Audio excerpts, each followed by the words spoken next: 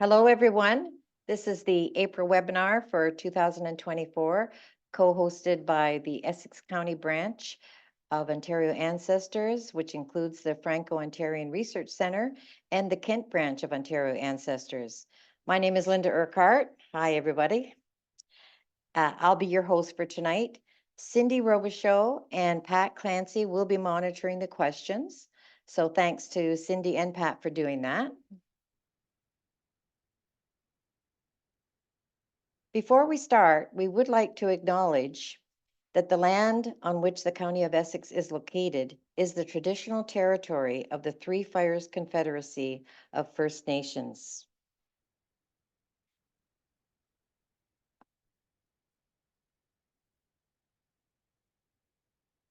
And that is comprised of the Ojibwe, Ottawa, and Potawatomi peoples, which include the Huron or Wendat or Wyandot bands. And the land on which the County of Kent is located is the traditional territory of the Anishinaabe Nation, and in Chatham-Kent specifically, the territories of the Delaware Nation and Walpole Island Nation, including the Lenape Band.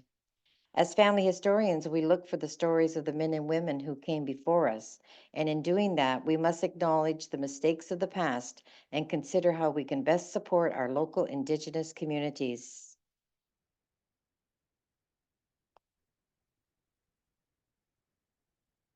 Sorry, I'm just having a little trouble moving things around.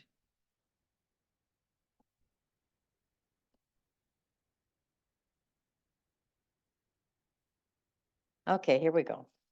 So thanks for joining us. Just a reminder that this presentation is being recorded and will be added to both the Essex and the Kent branch YouTube channels.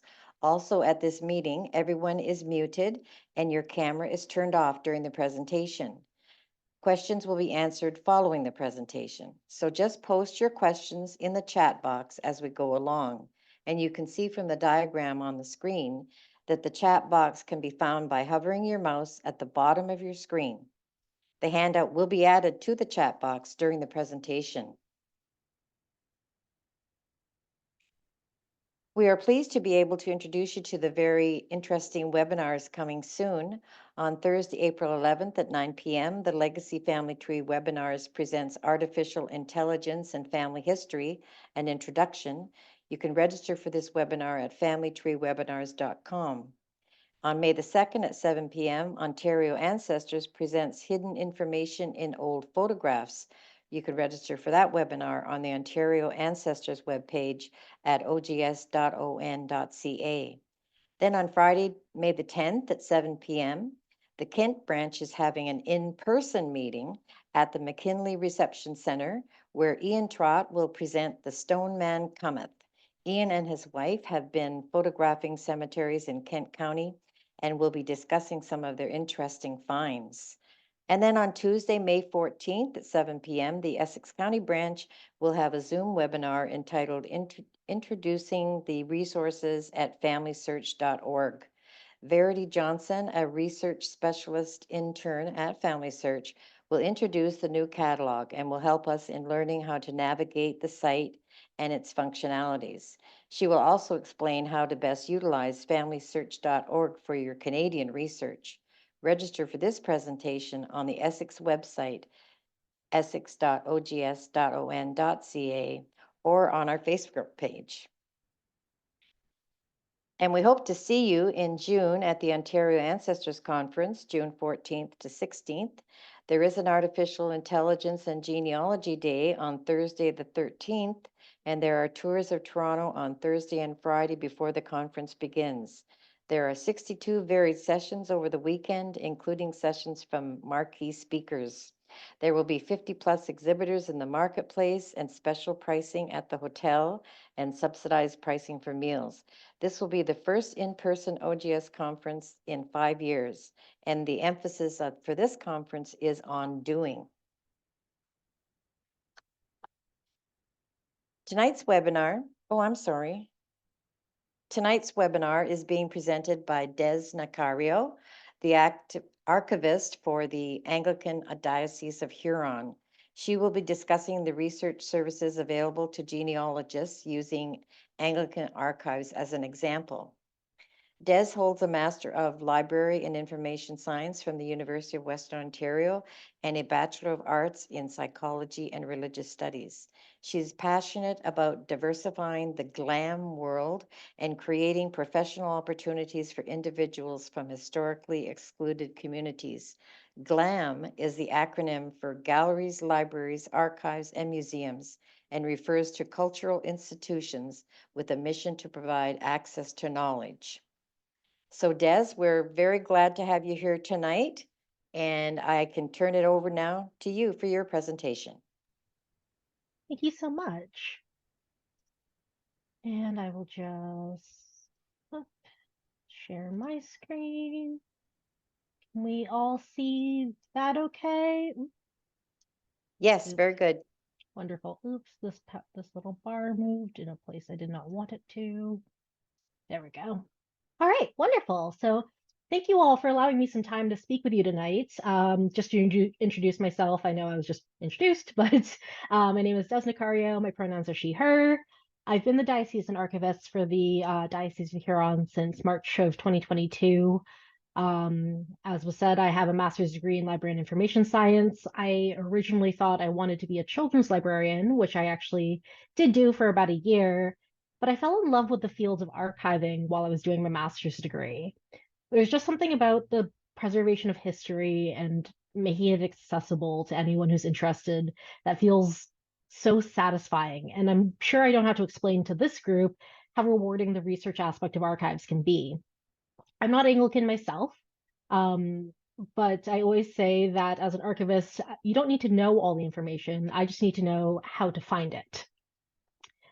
And I was raised Catholic, and I do have a background in religious studies as education, so a little bit of knowledge, but still lots to be learned. So let's start very basic. What is an archive?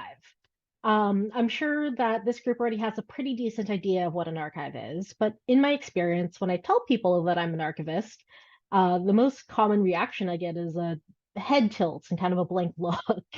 Um, so there's a bit of a gap in understanding exactly what an archive is. I threw the first definition that came up on Google onto the slide, but basically, an archive is a repository of historical documents that have an aspect in common, such as geographical location, organization, institution. Some archives will be more complex, like the Western University archives, but most are fairly small and have a focus on one geographical area, group, organization, or topic. Archives are important because they can accommodate records in a way that generally isn't thought about.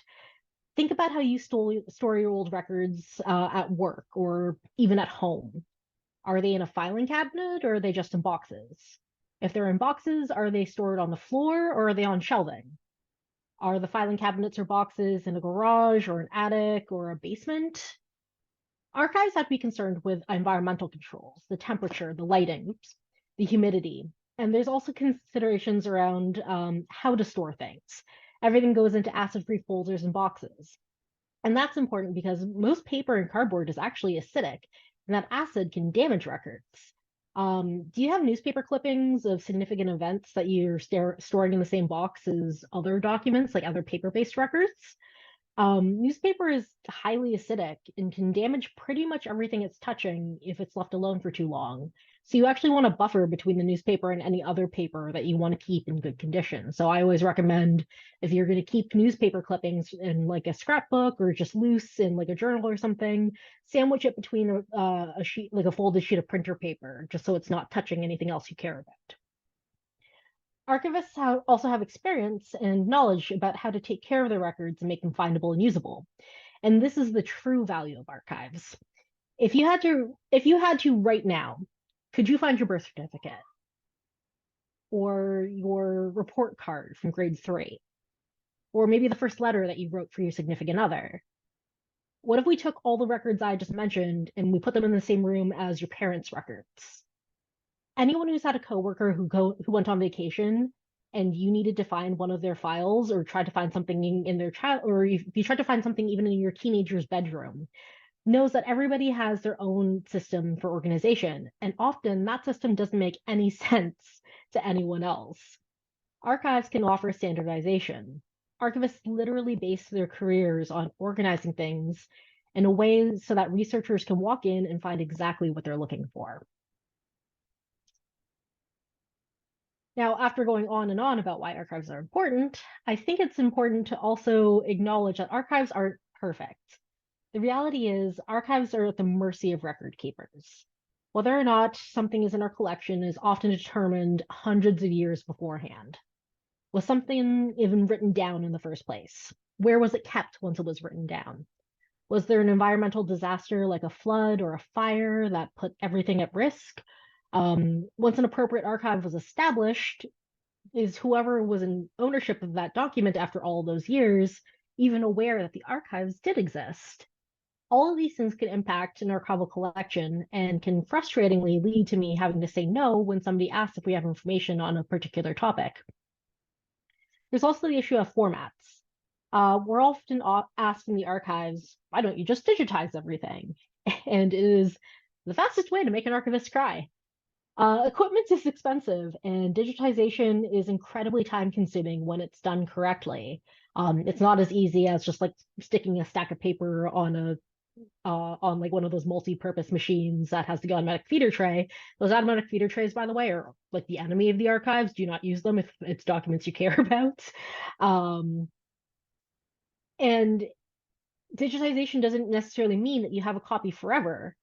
Think about microfilm. Think about all those like old formats, floppy disks even.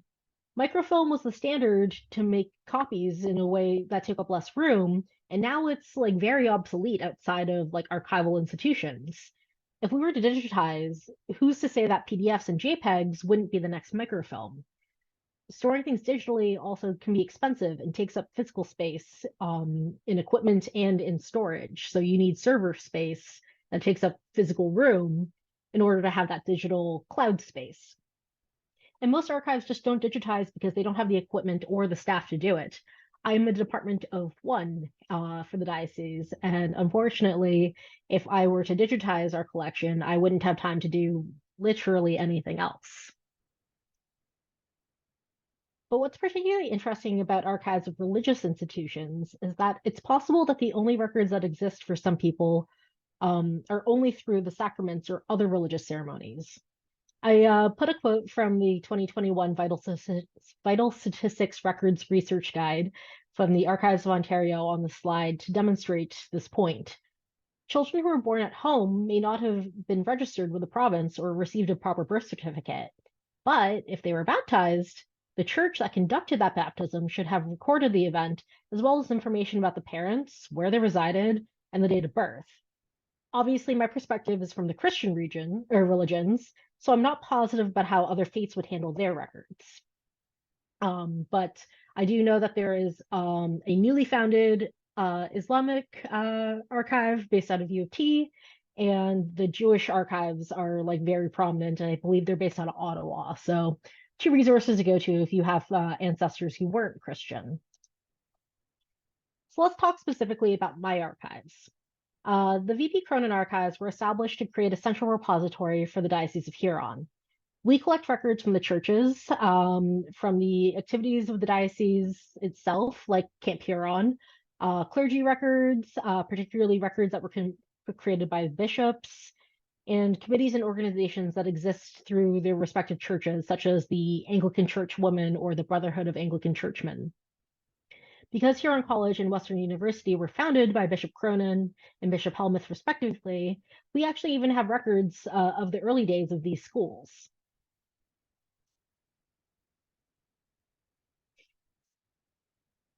For anyone unfamiliar with the way that churches structure themselves, because I know I'm using probably a little bit of jargon, a diocese is basically just a geographical area controlled by a bishop. The Anglican Church of Canada is broken up into 29 dioceses, and Huron encompasses a good chunk of southwestern Ontario. We go from about Brantford Six Nations area all the way over to Lake Huron, and from the US border all the way up to Tobermory. Dioceses are further split into deaneries. The map here shows the 11 deaneries that make up the Huron Diocese. Kent and Essex deaneries actually line up pretty well with the county boundaries, which isn't always the case for every deanery. I also absolutely recognize that just because you live in these areas now doesn't mean your family has always been in these areas, and your search could potentially take you all over the diocese and perhaps even beyond. This information is mostly just for general interest. I don't necessarily need the specific deanery if you're looking to conduct research at the archives.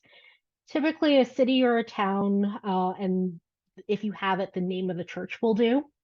If you don't happen to know the name of the church, we may still be able to help narrow your search down based on dates. I was once asked to conduct a genealogy search for someone's ancestor, and all the information they could give me was that they were born in Canada West around 1816. Canada West is incredibly large, but I could still work with that because I knew that the number of churches that were established before 1816 was actually fairly limited. And although I wasn't able to actually find this individual's ancestor, it wasn't a completely impossible request to at least try to do the research because I still had enough information, and luckily that time period was early enough that there weren't dozens of churches everywhere. But obviously, more information you have coming into the reference interview or asking me for anything, it will make it a lot easier with knowing how to look. So one of the things I did is I went ahead and I picked some churches from both the Kent and Essex deaneries, and looked for the oldest parish registers that I currently have in the archives.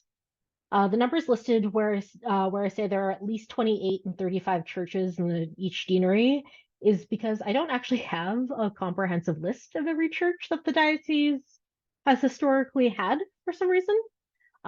So I've been compiling that list. It's a long project. I have about 113 churches where I haven't done the work to identify which deanery it falls into yet.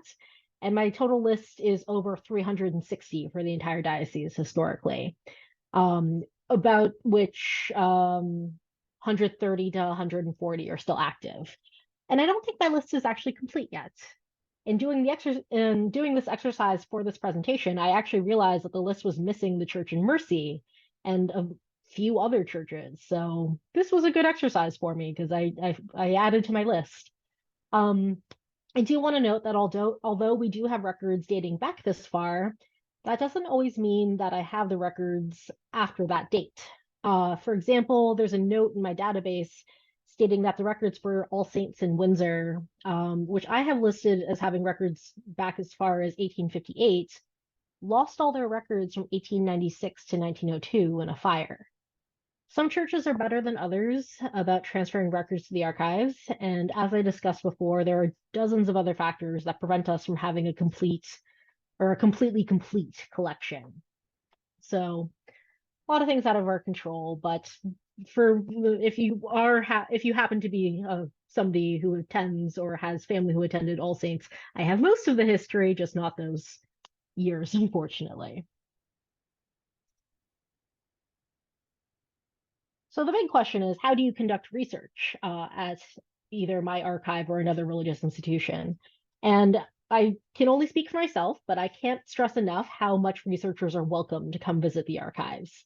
If you're unable to come to London yourself, we also offer research services conducted at an hourly rate, and I'm more than happy to take on those requests. I think it's in a later slide. We are located on the Huron College campus in London, Ontario. So we're right across the street from the main campus of Western University. And we more than welcome visitors. I will put in the caveat, though, that parking is unfortunately controlled by the university. So it is a pay per hour kind of situation. But I do welcome you to come in and visit me if you're able to and you have an interest in doing so.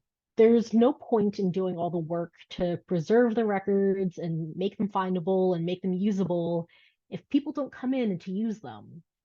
For a long time, church was basically society. So church records are a really great place to look for your ancestors if you know that they belong to a certain parish or even if that they were part of a certain religion. We have records pertaining to baptisms, confirmations, marriages, and burials, and these records can be so useful in finding the date of birth or the date of death of an ancestor if you don't already have that information, or finding the names of other family members you may not have known about.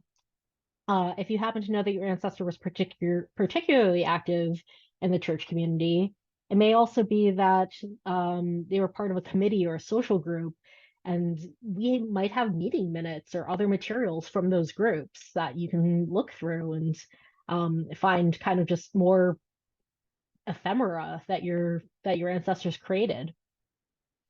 You can also learn a lot about the origins of a town or a city through the archives. As I said, when this area was being settled by colonizers, church basically was society.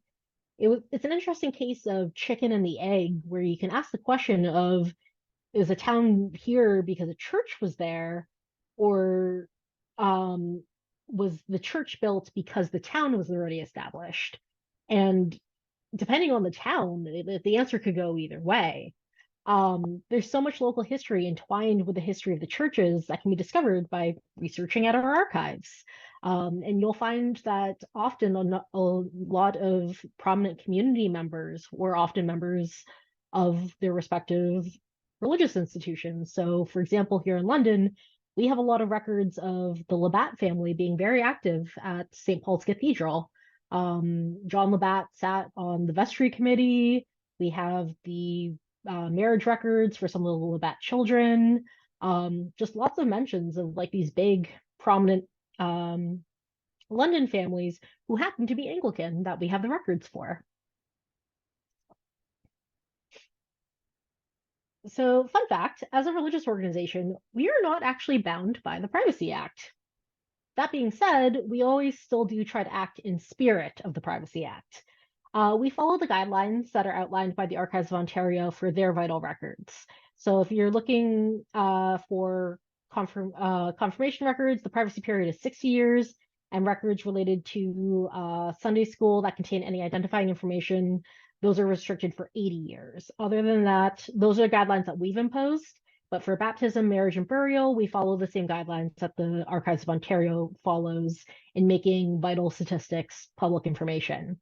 If you're interested in a cleric's personnel file, if you happen to have clergy in your family, or there's like just a prominent cleric that you want to do some research on, those become accessible after 100 years after the death of both the priest and their spouse. The only thing in a personnel file that would be restricted after 100 years would be any health-related records. And I should note that these restrictions don't actually apply if you're looking for your own records or the records of a deceased or incapacitated family member.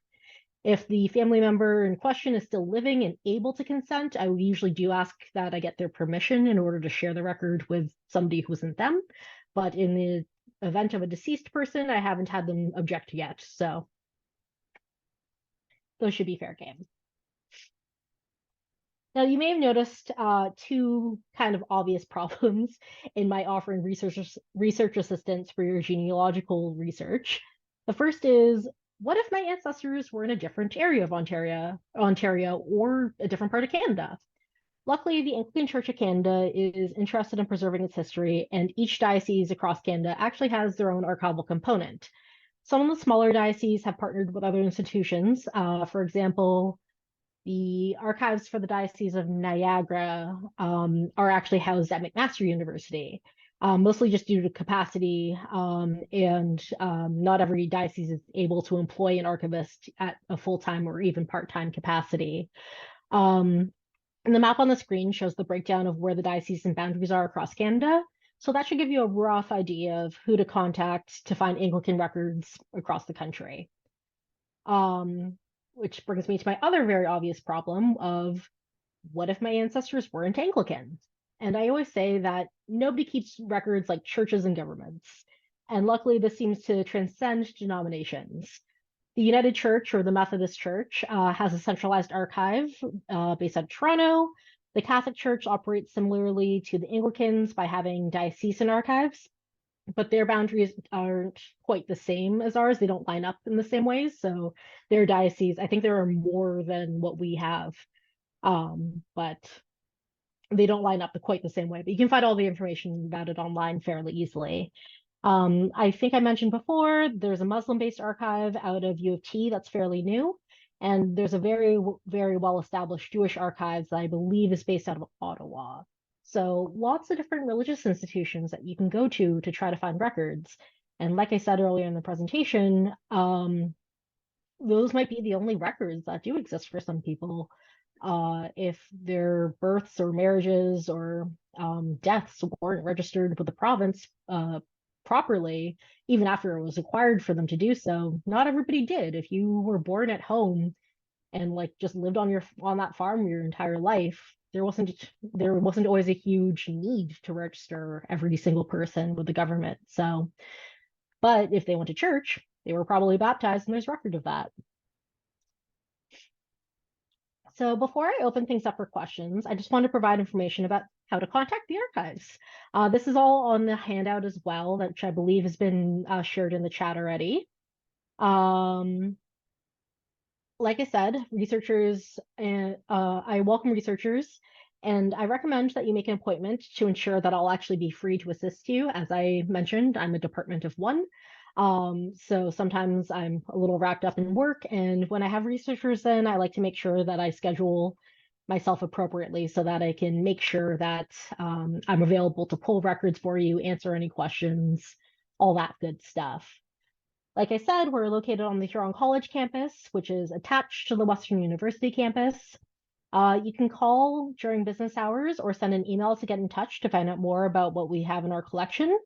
We unfortunately don't yet have an open access web portal that has our entire catalog, but that is coming in the next couple of years. We're currently building it. We're in an interesting position where we're actually recataloging most of our collection. But once that's done, our holdings will be made available online. So anybody who has an internet connection will be able to see what our holdings are without having to call me and ask. We are open 5 days a week from 9 o'clock to 4:30. I typically close from noon to 1 o'clock just to take a lunch break. But other than that, we are open and more than happy to assist with whatever research we can. So please get in touch with me if you think that I may have records that can help you with your research, help you with your genealogy, find out about any local history. I even have some people who live in old churches that have been deconsecrated and turned into residences. I've had at least 3 or 4 patrons come in just looking for information about their house from when it was still a church. And there are some really cool reference requests and things that I don't even think about people needing to research. So every day is a new surprise. And with that, I'll open things up to questions, but I do just want to say thank you again. I do appreciate being given an opportunity to speak with you all. And I hope that what I had to say was interesting and hopefully useful to you as well. Hopefully we'll be in contact soon so I can assist you with your research. If anyone has any questions, I'd be more than happy to answer them now.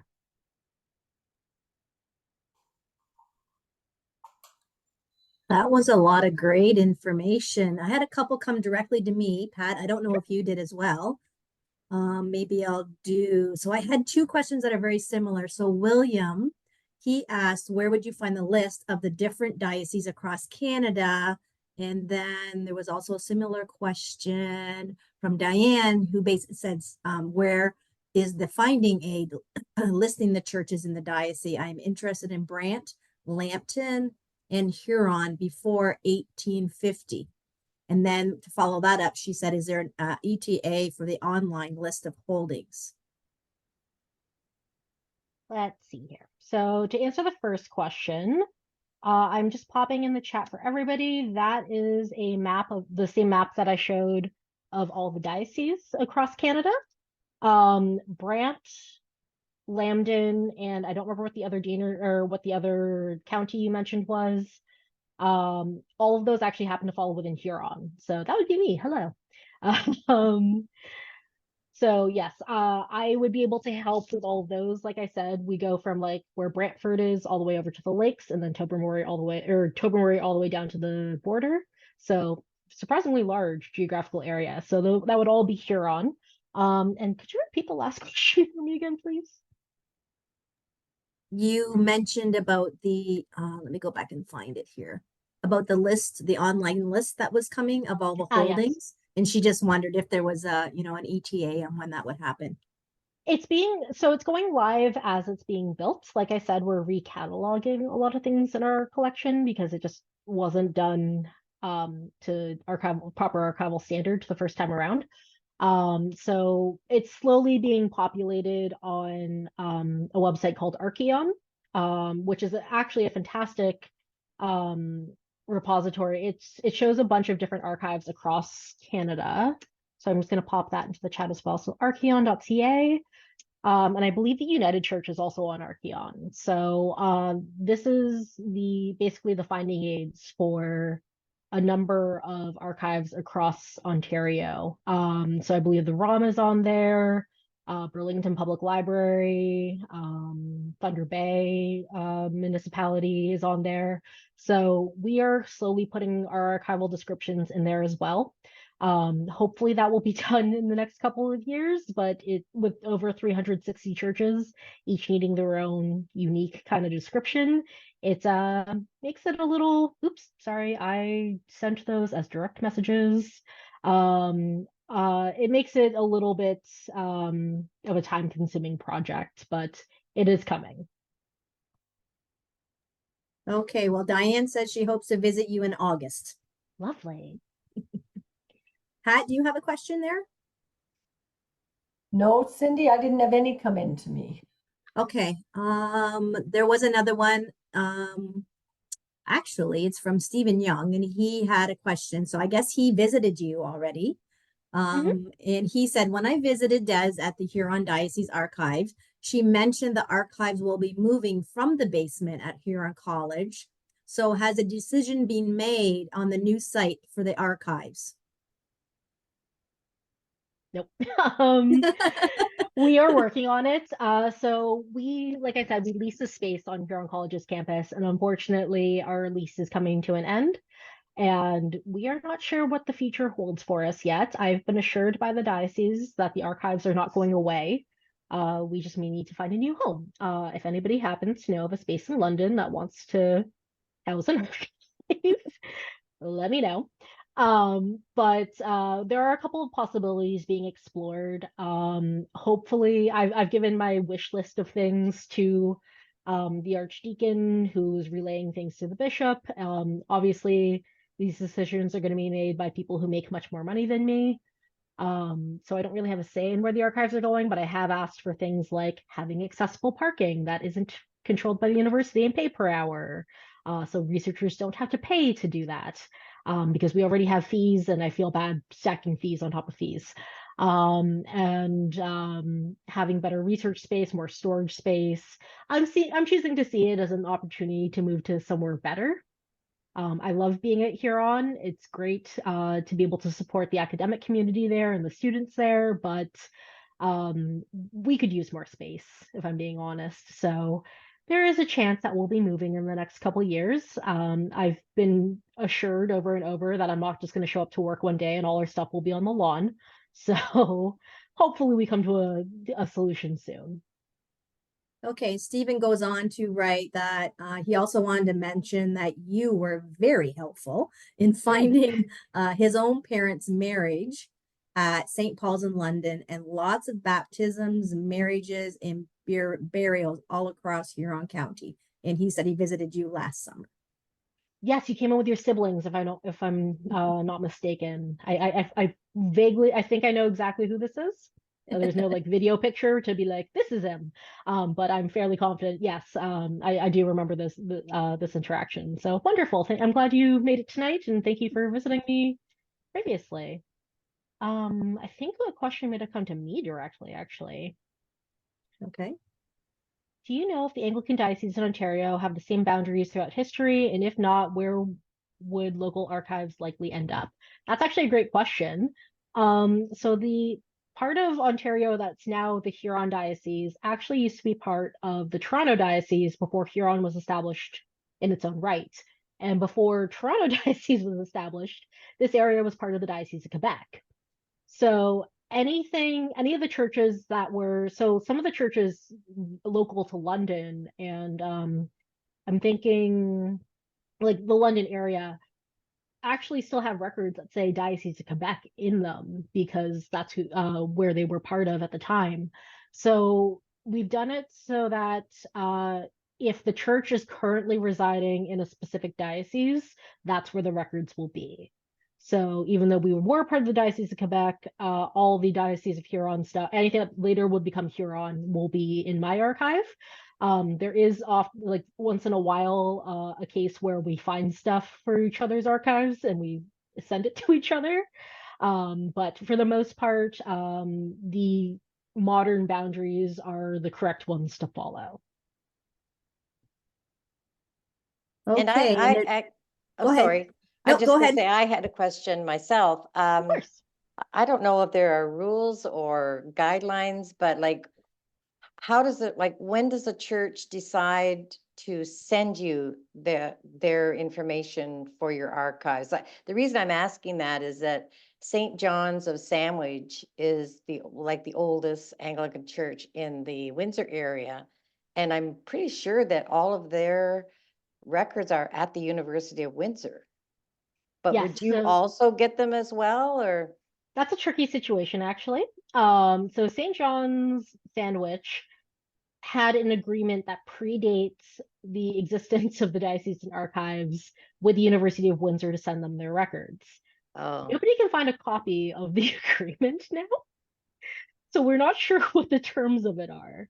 I'm currently working with the University of Windsor Archivist to figure out, because legally, even though that agreement is in place, so fun fact, the things that the churches create, as much as they think are theirs, are actually legally the diocese.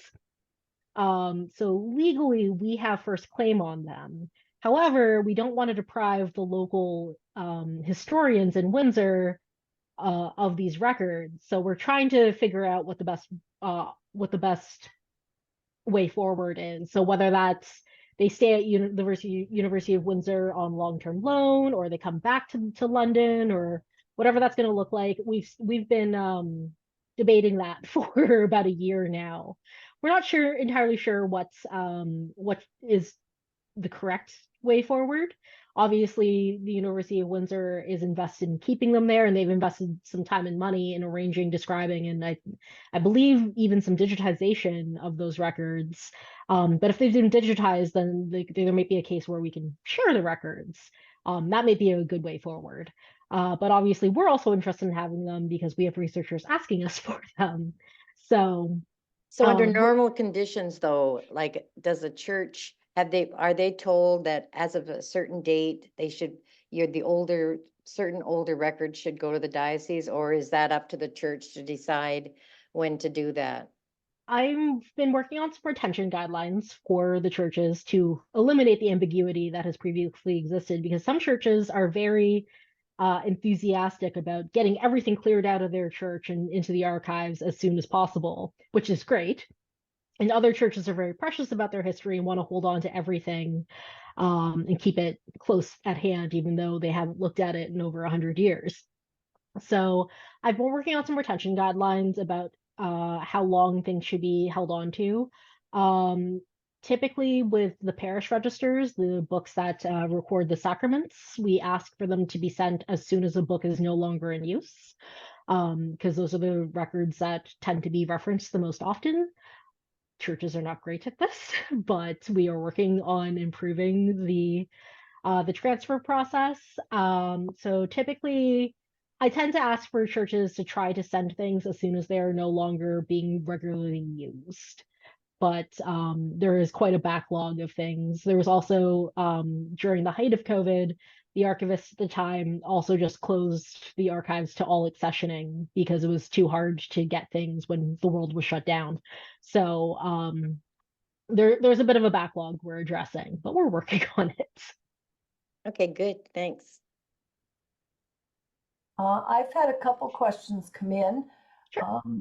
Des, the first one says, my grandparents attended St. John's Church in Sandwich. I guess that's what Linda was just talking about. They both went to the same church back in England. Oh, but they were married in Boston. They both went to the same church back in England.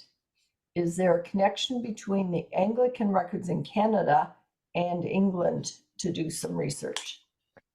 No, is the simple answer. The simple answer is no. The dioceses tend to act in their own like kind of little bubbles, and the Church of England has like their like Church of England proper has their own kind of policies and standards set in place that they follow. So you would have to reach out to, I'm not sure who the UK contacts are, because I know the states for Anglicans, or I can't remember the term that Anglicans use in the States because it's not the same as Anglicans. It's not Episcopalians, is it? It's It something could like be, yeah. I think it's Episcopalians. I think that's what they call themselves. Fun little church trivia. People from the US after the War of Independence and in Scotland don't like being referred to as the Church of England because empire bad. So they went with the term Episcopalian to really kind of give them that distance.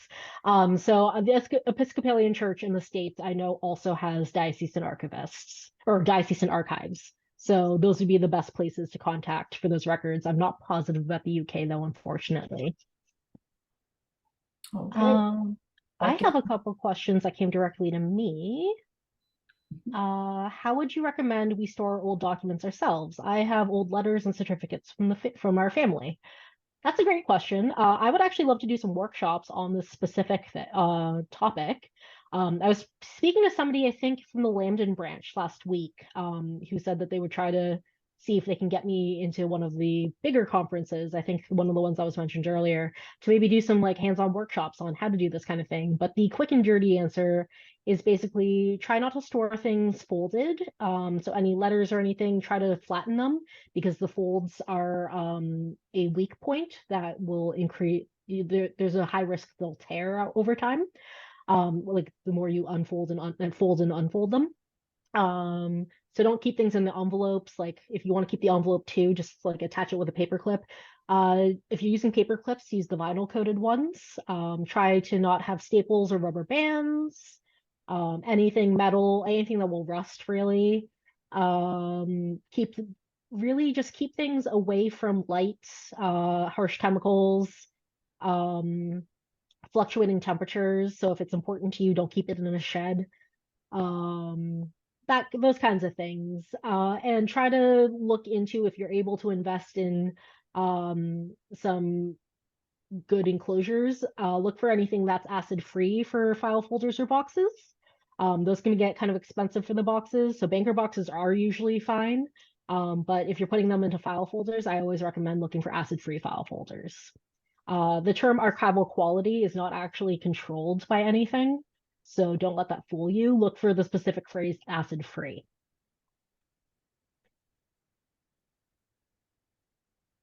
And there was another question. Do I have a team doing the recataloging? I have some volunteers who are wonderful. Most of them are students looking to go into the Master of Library and Information Science program. And some people are just retired and interested in church history. All of them are very dear to me because I just can't get it all done by myself. So it is very nice to have a dedicated team of volunteers. So I have some help, not as much help as I would like. If you ever happen to be speaking to the bishop, you should tell him that they should fund the archives more, and I need an assistant. That is also on my wish list for a new space. Just we're giving me things, more staff would be great. So since you're on that topic, Pat actually asked if you would describe a bit of the recataloging process. Yes, of course. So the way the archives are currently organized is kind of like more like how a library would do things. Things are organized by record type.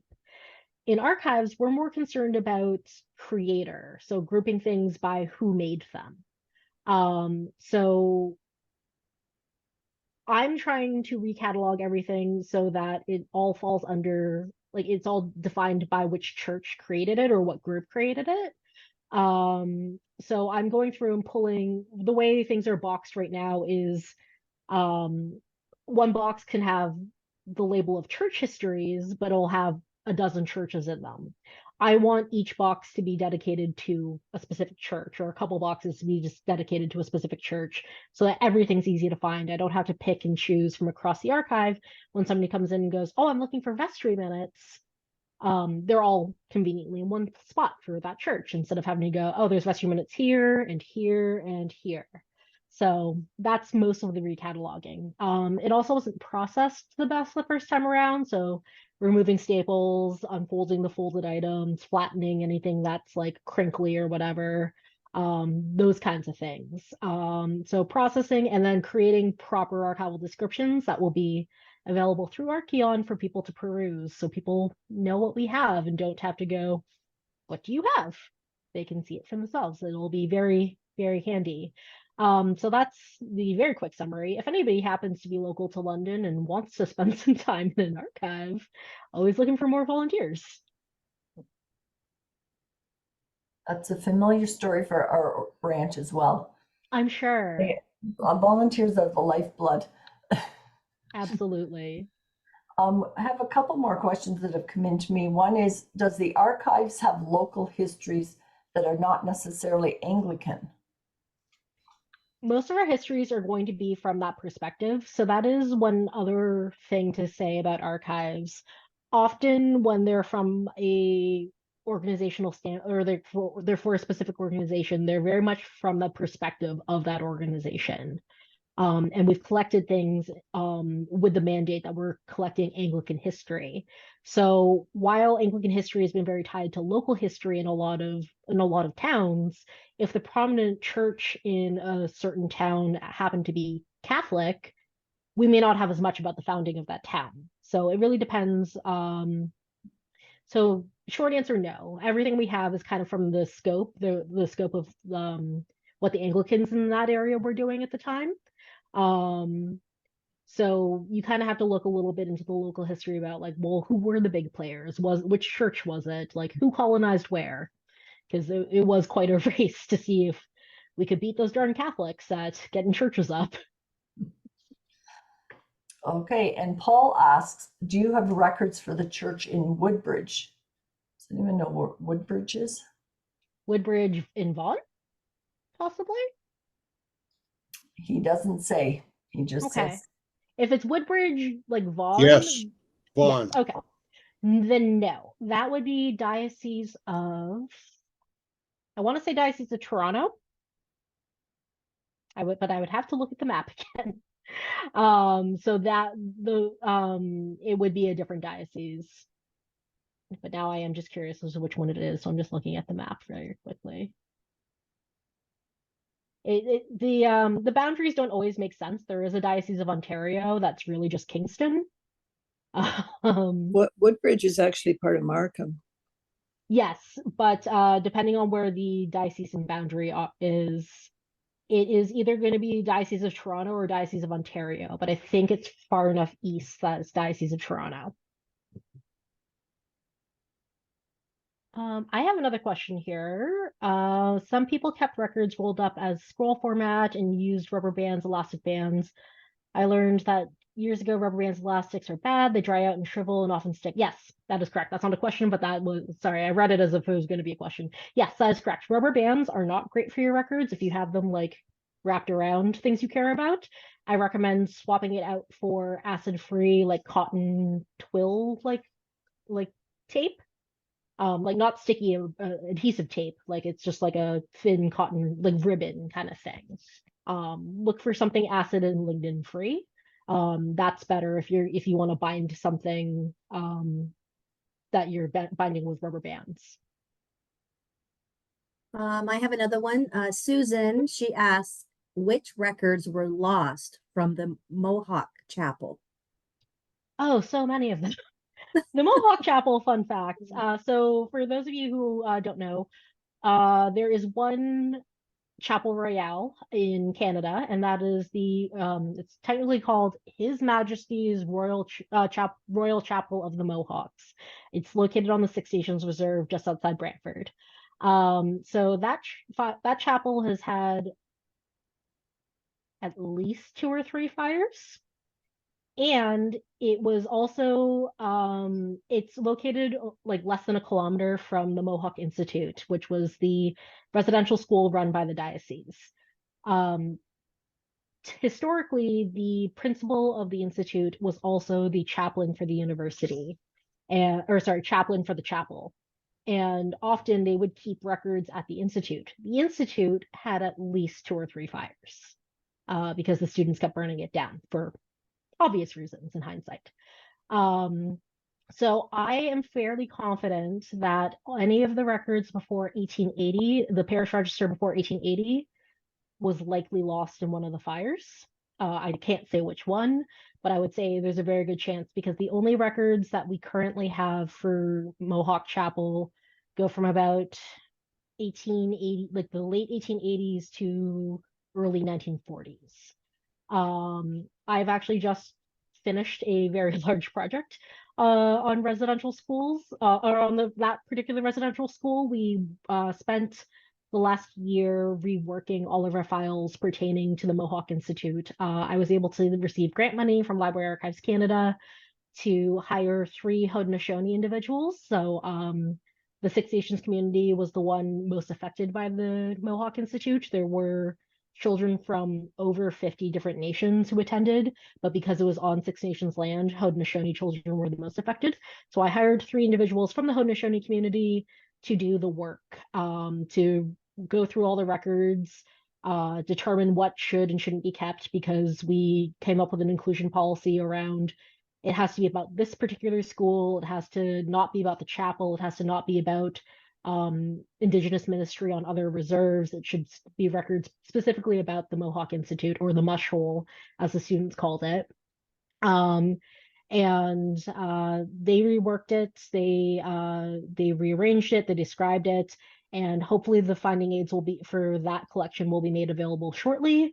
And I have also applied to digitize that specific collection, for funding to digitize that specific collection. So if all goes according to plan, that collection will be available online, not only through the Diocese of Huron, but also through Six Nations Public Library, the Woodland Cultural Center, and the Survivor Secretariat.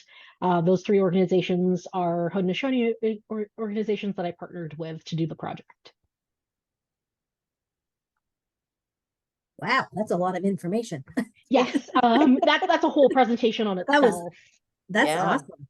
That's awesome. Yes, And was one quite a last large thing, project. one last thing from Stephen Young. He was just clarifying that yes, he used to work for Family Search. You said you thought you recalled who he was. Yes, But he was okay. So, yep, that's who he was. I So remember don't know if exactly who that was. Yes, Yay. and I believe you have a family search talk coming up soon, so very Mhm. fitting. Yep. Yes. I think that's it for me, Linda. Question wise, like that was great. The questions just started pouring in as soon as she was done. So that was Okay. fantastic. I don't Okay. know about Pat if she has more or not. Oh, actually, No, sorry. There is one more question. It was just sent by a text, actually. So Judy's asking, do you have information where someone would be buried if the stones for that church are no longer above the ground? It depends on the church, unfortunately. A lot of my answers are going to start with, oh, it depends. But it depends on the church. It depends on if they kept the records particularly well and if they mapped it while they were still able to.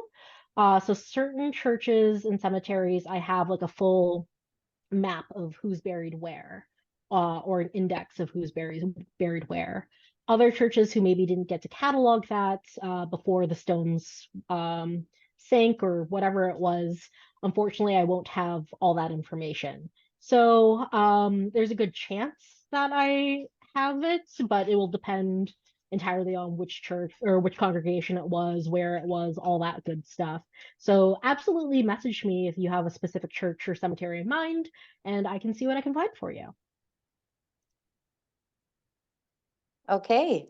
I think we're getting to that time anyway. If we're all out of questions, one last call for questions. Okay. We do want to thank Des for presenting for us. It's been a very interesting presentation, and we hope that a number of people from this group, and we do have a pretty large group here with us, will be knocking at your door this summer. I look forward to it. I want you all to keep me busy. Great, great.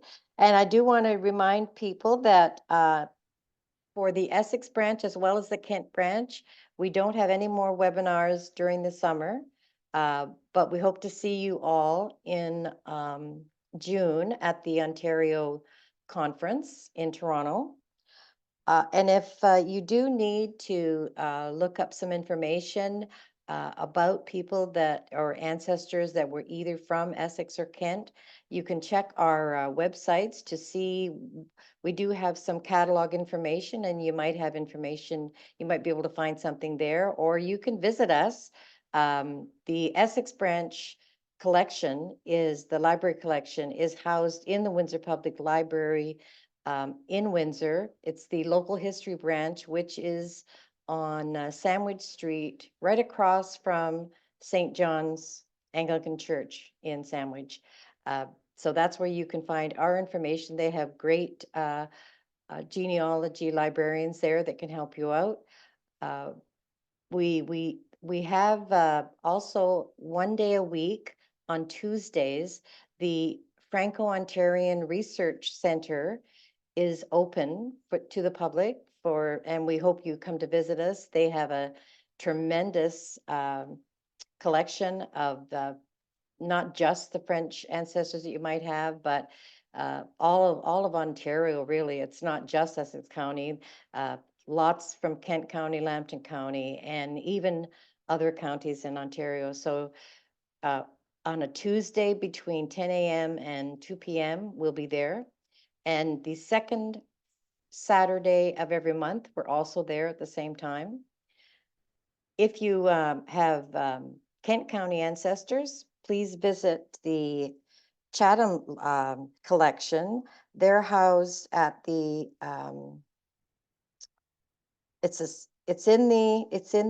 okay, let me say this again.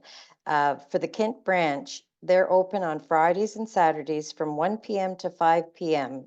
at their family history library, which is on the second floor of Chatham Public Library in Chatham. And again, you can probably look up the address and find them with your GPS, no problem. So if there's any other comments or questions, if not, I guess we'll just see you next time we meet. And good night to everybody. Night. Night. Thank you so much for having me.